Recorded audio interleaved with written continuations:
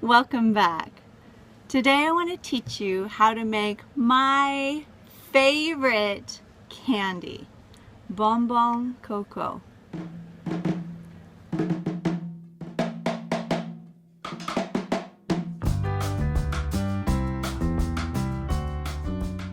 So this recipe I learned when we were traveling through Madagascar.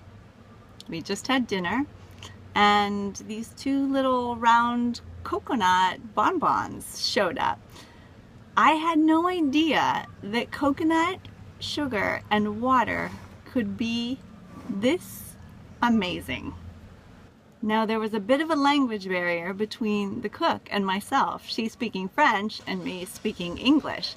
But I absolutely had to know how she made these bonbons. So the next day she got a few coconuts together, took me out to the back of the kitchen, made a fire, and started scraping fresh coconuts into a bowl. She added coconut, some palm sugar, and a little bit of water into a pan and cooked it until it caramelized. She then took those little caramel candies, put them on a sheet pan in small mounds, and let them dry. Before we left, she had given me a little sack of these bonbons, and I savored every single one of them. And then I spent the rest of my trip trying to find them again. And nobody quite made bonbons the way she did. So I'm going to teach you how to make the most delicious cocoa bonbons you've ever had. Now, climbing a coconut palm and procuring fresh coconuts is not that easy for most of us. So you can use dried, shredded, unsweetened coconut for this recipe, which is what I'm going to use today. I'm going to weigh out my coconut, my water, and my sugar. Now, today I'm using palm sugar because I have it on hand and I prefer it, but this works just as well with granulated white sugar. As always, I'm going to put the complete recipe below this video. If you click show more, you'll see the whole thing. For starters, we're going to place our coconut and water in a medium-sized saucepan over medium heat. We're going to cook that for about 10 minutes. What that does is it just reconstitutes that coconut and it will make the texture of your BonBon Coco a little closer to fresh coconut. Next, we're going to add in the sugar and we're going to cook this mixture for about 25 to 35 minutes until the sugar begins to caramelize. We want it to be a medium to light brown.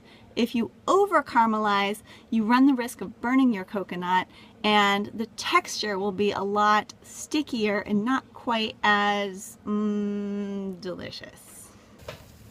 The objective is to evaporate that water and caramelize the sugar so that the candy will set up and be firm, not gooey. If medium heat is too hot, go ahead and turn your burner down. It's been about 20 minutes and I'm cooking on a gas flame that's really hard to modulate. I'm in the camper. And so my candy is done. I can tell because the sugar that's clinging to the bottom of the pan and the sides is starting to get really dark, and there's a point where dark caramel is flavor, but beyond that it tastes like burnt sugar and it gets bitter. I'm going to stop cooking my candy and transfer it to a parchment lined sheet tray.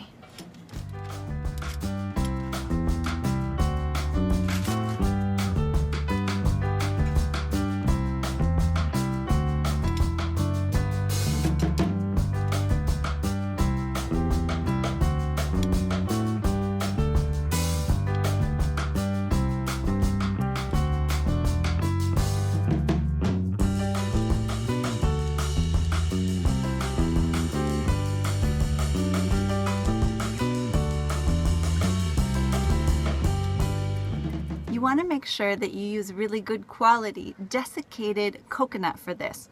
You just want dried coconut, not the sweetened stuff.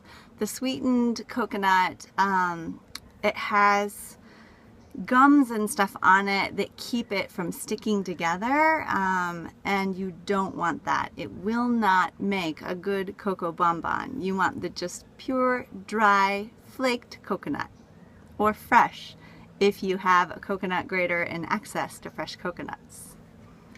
Let your cocoa bonbons cool completely before eating. I hope you enjoyed this recipe, and thank you for being here.